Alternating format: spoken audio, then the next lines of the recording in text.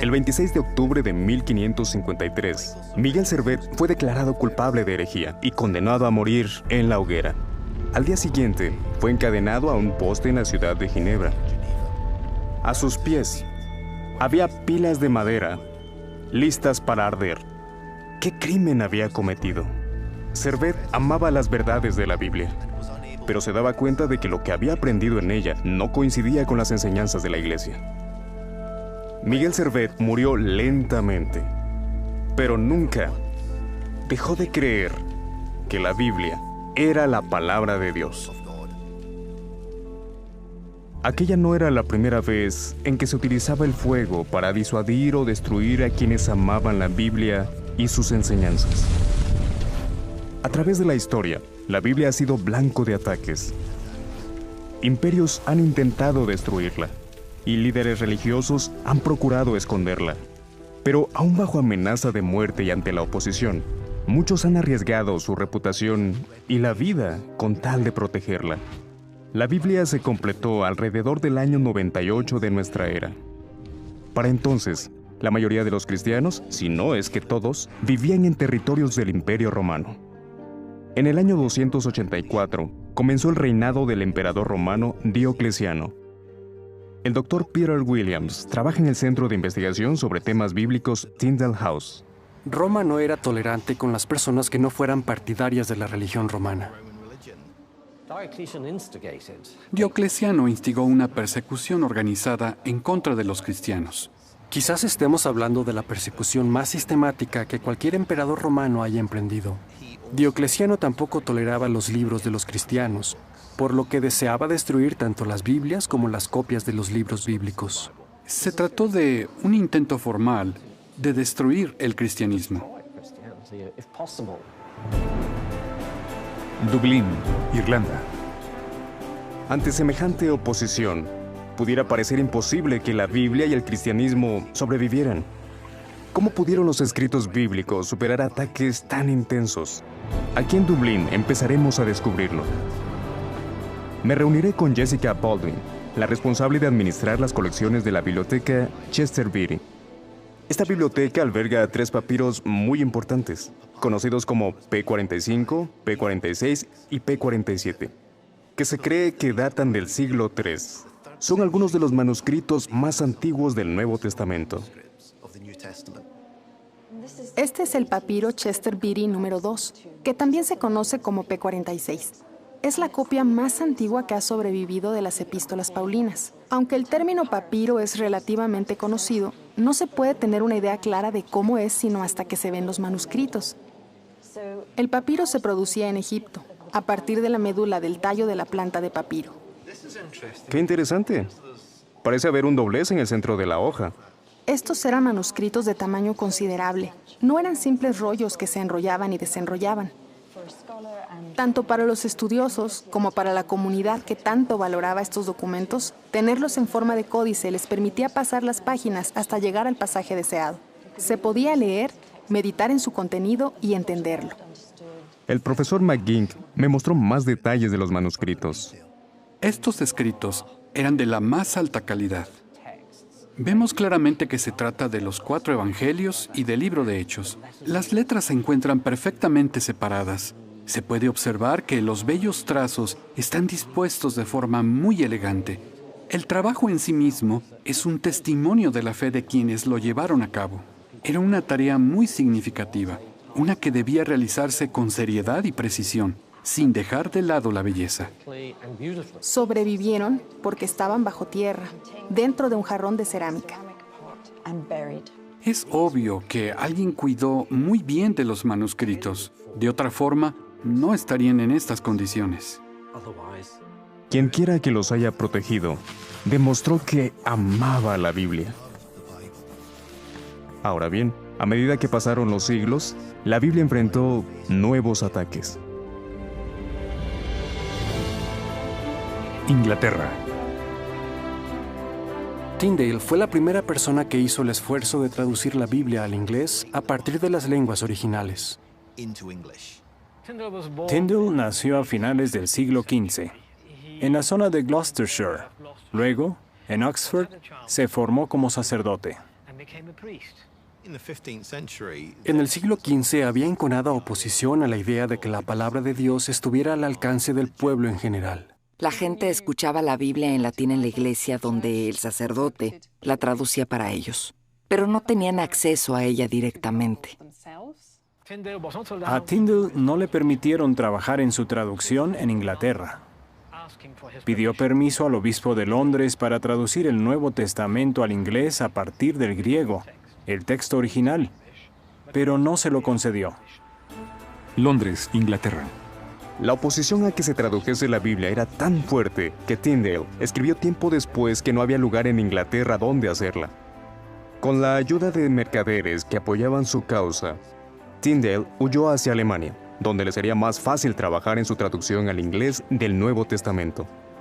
Para 1525, la traducción estaba completa, lista para imprimirse. En la Biblioteca Británica, en Londres, averiguaremos qué ocurrió más tarde. La doctora Karen Limper Hertz, conservadora principal, nos hablará sobre eso. Esta es una copia única de la primera edición del Nuevo Testamento de Tyndale, impresa en Colonia en 1525. El fragmento de Colonia es el único ejemplar conocido.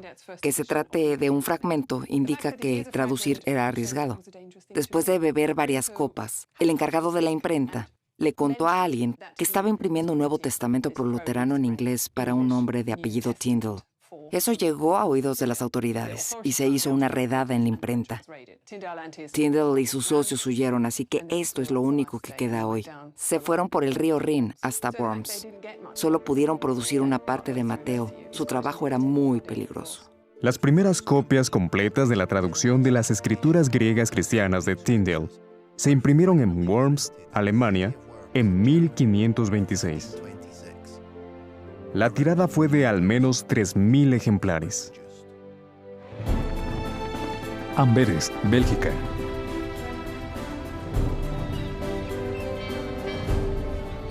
Tyndale dejó Alemania y se instaló en Amberes, Bélgica. Esta bulliciosa ciudad resultó ideal. Gracias a su próspera industria en el campo de la impresión y a su transitado puerto, sería fácil que los libros llegaran hasta los lectores en Inglaterra. El profesor Guido Lattre se ha ofrecido amablemente a guiarme por las mismas calles en las que Tyndale quizás haya caminado hace unos 500 años. Tyndale vio que aquí las personas comunes tenían acceso a la Biblia en holandés y deseaba que la gente de Inglaterra tuviera la misma oportunidad. Si alguien quería contrabandear Biblias a gran escala, disponía del puerto marítimo más grande del norte de Europa. Claro, no era fácil esconder artículos voluminosos o en grandes cantidades, así que traían las pequeñas hojas a lugares como este, a bodegas subterráneas. Entre las páginas de libros más grandes que no estuvieran prohibidos, escondían las hojas pequeñas de la traducción de Tyndale. Al llegar a Londres, alguien podía identificar los libros y decir, «Ajá, es en estos libros donde debo buscar para encontrar las hojas sueltas de la Biblia de Tyndale». Había unas 30.000 copias de la Biblia de Tyndale para el tiempo de su muerte. Tyndale fue un gran hombre, audaz, valiente, dedicado. Se arriesgó muchísimo, y eso es algo que nunca deberíamos olvidar. Billboard, Bélgica. William Tyndale fue encarcelado aquí, en Billboard, al norte de Bruselas. Estuvo consumiéndose en prisión por más de un año, donde sin duda se daba cuenta de que le esperaba una muerte atroz. A Tyndale se lo respeta por su gran aportación a la lengua inglesa. Pero su obra no fue el mero resultado de las ambiciones de un erudito. Tyndale amaba la Biblia. Seguramente sentía lo mismo que el salmista que, al referirse a la palabra de Dios, exclamó, «¿Cómo amo tu ley?».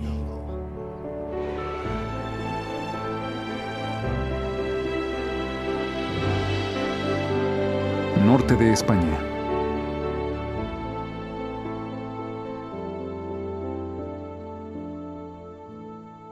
Es un hecho que la noticia de la muerte de Tyndale preocupó a todos aquellos que estaban estudiando por sí mismos la Biblia con la intención de encontrar la verdad. Uno de ellos fue Miguel Servet, de quien hablamos al principio. Nació aquí, en la región de Aragón, en el norte de España. Hemos viajado hasta Villanueva de Sigena para conocer más sobre Servet.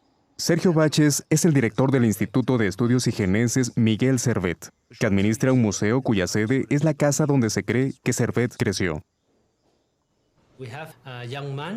Estamos hablando de un joven familiarizado con los principales conflictos religiosos de su época, los cuales influyeron en los puntos de vista que adoptó con respecto a temas sensibles dentro del cristianismo, tales como el dogma de la Santísima Trinidad. Así que él decidió ir al origen. Sí, Servet pensaba que la verdad debía encontrarse en la Biblia. El doctor Marion Hillard ha publicado diversos trabajos sobre Miguel Servet. Servet fue a Toulouse a estudiar leyes, probablemente a instancias de su padre. Aquella ciudad era un lugar lleno de restricciones, y leer la Biblia también estaba prohibido, pero se puso a estudiarla a fondo. Servet era un pensador, y en sus días, de lo que la gente hablaba en las calles y en todos lados, era de religión. En 1531, Servet publicó su primer libro, De errores acerca de la Trinidad. En él cuestionó las enseñanzas de la Iglesia acerca de la identidad de Dios y de Jesús. Después escribió: en la Biblia no hay menciones a la Trinidad. Nosotros conocemos a Dios no por nuestras orgullosas concepciones filosóficas, sino a través de Cristo. En sus escritos, Servet citó o hizo referencia a por lo menos 52 de los 66 libros de la Biblia. Es indudable que Miguel Servet valoró las enseñanzas bíblicas por encima de todas las demás. Servet fue arrestado y acusado de herejía. Su caso es un claro ejemplo de fanatismo religioso y de crueldad. Se pedía que fuese castigado, y en aquel entonces, el único castigo que se podía concebir era la muerte. Lo que motivó a Servet fue la búsqueda de la verdad, la necesidad de que se restituyera el cristianismo hasta sus orígenes. Se ha dicho mucho sobre las ideas de Servet, pero lo que queda claro es que tenía una insaciable sed de la verdad bíblica. Él escribió: desde el cielo nos ha sido dado un libro para que investiguemos en él a Dios. La historia está llena de relatos de personas que arriesgaron o dieron la vida con tal de leer, traducir o entender la Biblia. Su mayor motivación debió ser el enorme aprecio que sentían por ella. Esta ha llegado hasta nosotros a través de enconada oposición. Ha sobrevivido a los intentos por destruirla. El solo hecho de traducirla se ha considerado un crimen. En efecto, aquellos que quisieron leerla y entenderla a menudo fueron castigados con la muerte. A pesar de feroz oposición, la Biblia, con toda su sabiduría, ha perdurado hasta el día de hoy y sigue transmitiendo fielmente las palabras de sus escritores. Con razón, tantas personas atesoran la Biblia.